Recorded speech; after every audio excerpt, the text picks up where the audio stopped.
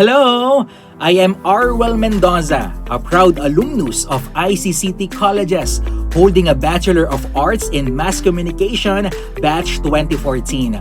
I am currently working as a radio DJ, known on air as Kuya A on 106.7 Energy FM. Marami akong fond memories sa ICCT, katulad ng annual event ng Masscom Society na Cinemalente Media Festival na kung saan nagdirect ako ng entries for info clip and cinephone category. At nakakatuwa naman kasi may nakuha akong award, so yay!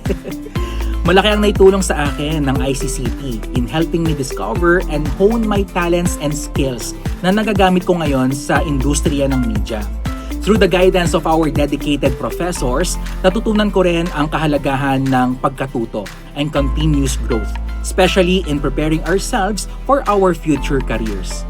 The knowledge, values, and experiences I gained from ICCT became a strong foundation for where I am today.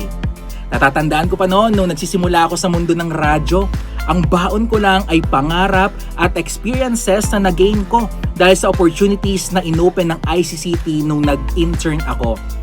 Fast forward, nagsimula ako bilang production assistant sa 702 DZAS, then naging producer and eventually naging announcer.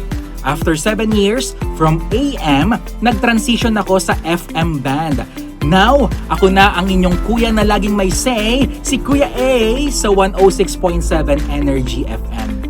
Sa lahat ng Masscom students ng ICCT na gustong tahakin ang mundo ng media, hindi magiging madali ang journey nyo.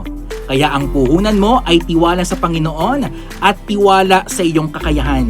Huwag kang matakot na mag-explore. Kapag nabigo ka, tuloy lang. Ika nga, the show must go on. Hanggang sa makamit mo na ang iyong pangarap. ICCT did not just give me a degree.